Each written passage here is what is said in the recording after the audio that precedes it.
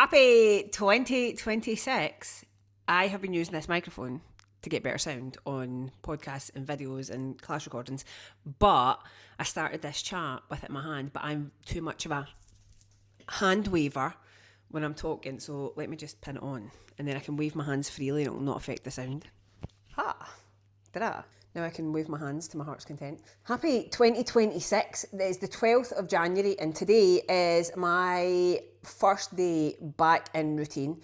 Why wasn't it last week? Because Ross, my husband, was off on holiday. He always takes the first week of January off on holiday, which is quite smart when you think about it. Everybody's like, oh, back to work. And he's like, not really, I'm off on annual leave.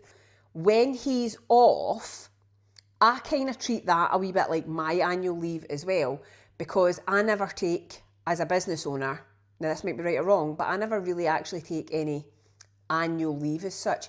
I just have weeks where I work less, or I work in a different routine, or I do more fun things alongside my work. So when Ross is off on holiday, I kind of feel like I'm also off on holiday, although I still do like calls and teach classes and basically do all my work.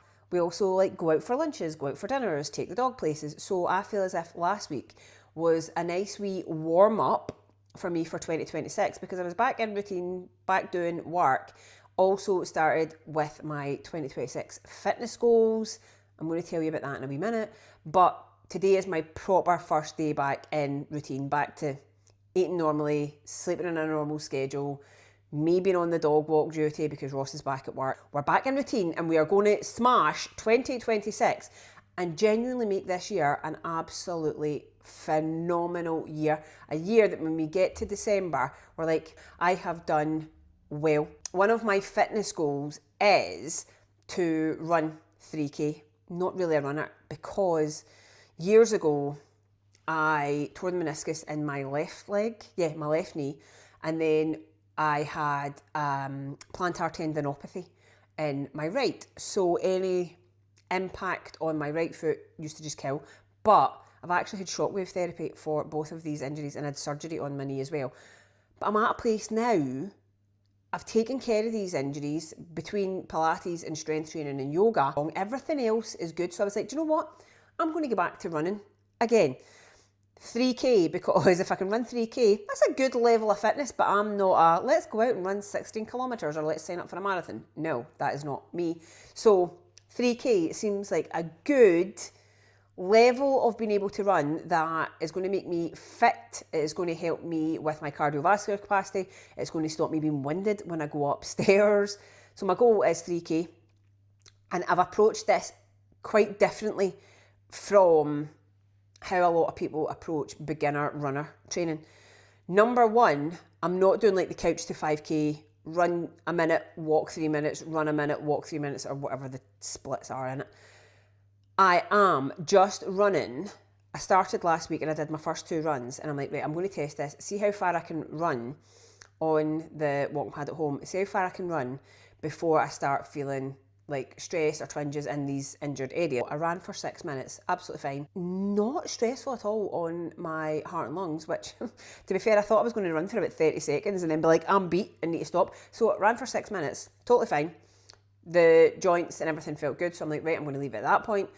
And then I did my next run. So I'm just going to run my 6 minutes. I'm probably going to do that for 2 or 3 weeks. And then I'm going to make it 7 minutes and then 8. And I'm going to build the stress up that way. The reason I'm doing this is my physio, who is one of my really good friends and who is just brilliant with training advice. And he's just very into training. And one of the things he said to me was, when you're building up running, don't do it fast, slow, fast, slow, fast, slow. He said, run for as long as you can on a slow, continuous pace and build it up that way. So that's the way I'm doing it. Now, he said this to me years ago when my injuries were really bad. So I don't know if that was advice based on my injuries or that was just running advice. I'll check this with him this week and I'll get back to you on it later in this vlog. At this point, I'm doing 6 minute runs. One burst of 6 minutes. I'm warming up mega well. I am really focusing on my mobility pre-run, walking a wee bit, running for 6 minutes, walking a wee bit again, and then doing a really good cool down that is targeted for running, and I'm including things for like my hips, my hip flexors, my glutes, my quads, my hamstrings, my lower back. I'm including rotation in it. This is where Couch to 5K fails people.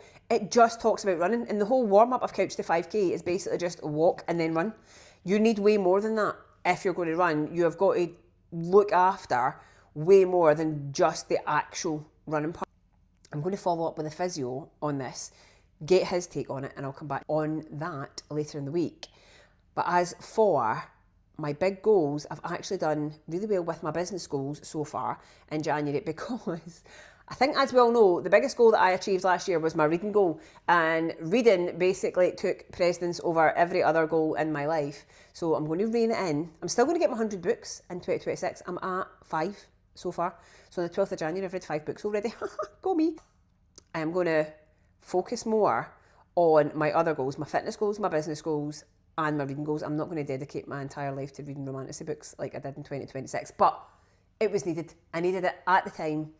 It set me up and put me in a good place, and that's one of the things I asked in a recent podcast of what did you do well in 2025 that set you up for 2026? And for me, it was taking care of myself. It was having that bit of a slow year that has basically pulled the arrow back for me. That was 2026 pulling the arrow back, and now I'm ready to fire ahead for 2026. I'm going to be a runner, I'm going to be strong, I'm going to be fit, I'm going to smash all my business goals, and I'm going to read 100 books. 2026, let's go! Running, fail. So, I'm on the treadmill, started my run, got Taylor Swift on, absolutely buzzing, running along, all good. And then my bra strap unhooked from my bra and my boob flopped out. And I've got really big boobs, so I was just running there with one boob hanging out. Thankfully though, I was in the house. Imagine I'd been in JD or out in the street. If that had happened to me in the middle of the gym, I literally would never have ran again if I was just running along in JD with one boob flopping about, hanging out of my bra. Don't worry, jumped off the treadmill, put everything back where it should be, got back on, finished my run, job's good. That is me just back from the gym, and I am buzzing that it's starting to get brighter in the mornings. The darkness is killing me. I actually don't mind it being cold, but the darkness just sucks the soul from my body. I keep saying that I'm going to go and do yoga, and so far I've not done much yoga other than recording short, sharp, spicy yoga classes for my Badass Fit Society members. And I'm like, I'm going to develop a practice of my own for me to improve, for me to get better at yoga. And I keep saying it, and I've said it on hundreds of these vlogs, and have I done it yet? Absolutely not. And there's a yoga class at my gym on a Sunday morning at 10. And like, what do I do on a Sunday morning at 10? Nothing. Lie in my bed reading my book. And I'm like, I should go to this yoga class. But do you know what? It's an hour long. I literally, I don't think I can be in a class for an hour. An hour seems like a massively long time to be in a class. But I suppose that's the point, isn't it? You don't always have to be rushing to the next thing and doing everything super short, sharp and spicy. Will I go to this yoga class for an hour on Sunday? Don't know.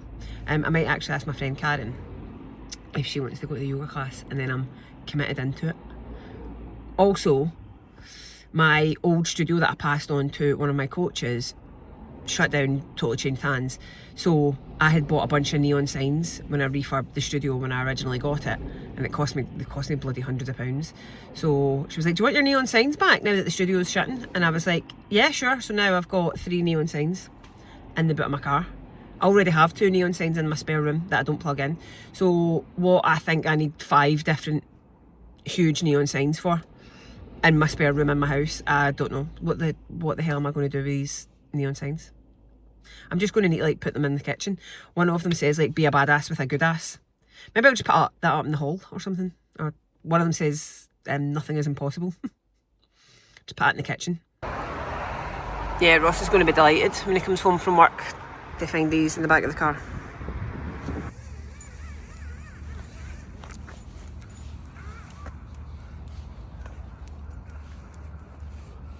Delighted the lighter nights are back and we can come back down here for our walks.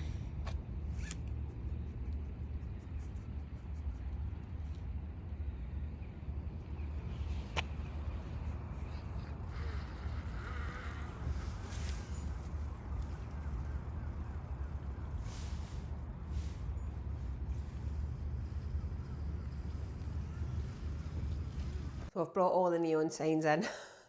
Look how big they are. Right? Oh, crap, then that's that broke. I mean, they're fairly big neon signs. That's the badass with the goodest one. Where am I going to put these? And I've got one that says breathe and one that says nothing's impossible, and two that are over there. What the hell am I going to do with them? I spoke to the physio and I asked him if the don't run fast, slow, or on, off, if that was specific advice for my injury or if that was just general running advice. And he said, no, that was specific advice for my injury or for injured people returning to run. And he said it's about the stress on the injured area rather than add stress, take it away, add stress, take it away, add stress, take it away. He said just put a lower level of continuous stress on for a shorter period of time when recovering from injury. But he did say it wasn't bad beginner or return to runner advice.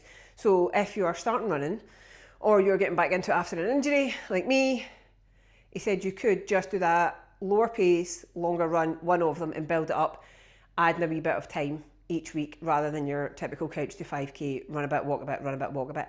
But if you've not got any injuries, the run a bit, walk a bit, he said is perfectly fine. So there you go, we've all learned something today. But do you know these two things keep going round in my head and I literally can't get away from them.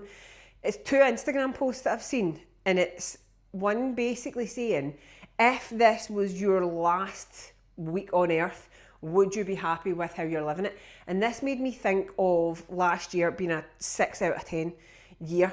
And I'm like, I basically read books and did some stuff, but didn't challenge myself, I did not live my absolute best, richest life that I could live. And had last year have been my last year on earth, would I have been happy the fact that I did not live my richest life when I could have been? And I'm like, no. And this, I keep coming back to this, and I think we all do this. We're like, next year, once I get to this point, it'll be fine. And once I get to this point, I'll do more stuff for me. And once I get to this point, I'll be happy. And once I achieve this, I'll be able to relax. And we keep kicking the can down the road. And I'm like, life is for living now, because nothing is guaranteed. And a couple of things have happened, not with me, with other people that I know recently, that I'm like, true, life is short and you're not guaranteed a tomorrow. Sorry if this is suddenly got a wee bit heavy. I was talking about badass neon signs a minute ago. But nothing's guaranteed. This could be somebody's, and this will be somebody's last year on earth. How do you want to live it? And I'm like, I feel very much since I started my business, which has been 10 years, and you know this trend that's going about just now, and everybody's like, where were you in 2016? I was renting a big cupboard basically to start my business, is where I was. And I look back at the last 10 years and I've basically been like, once my business is built, once I've done this, once I've done that, and I've been preparing to start the whole time I've been building my business, and that just keeps going around in my head. And then the other thing was something I heard on a podcast, and it was when people are building businesses or you're trying to move up in your career or whatever it is you're trying to do, you're trying to get to a certain point. Every year people are like, how do we make it better? How do we make it bigger? How do we take in more revenue? How do I make more of a salary? And what she said was, on the podcast, was an accountant, and she said when she's talking to business owners, she says to them, right, looks at two figures, things like what your profit and loss is, what your revenue is, cash flow, that kind of stuff, right? So there was two factors of money-based numbers. And she said the other thing that she talks to all of her clients about when it comes to looking at scaling the business or making the business bigger is, tell me about your life. What is your quality of life like? And she made this really amazing point that I was literally like, pew, mind blown.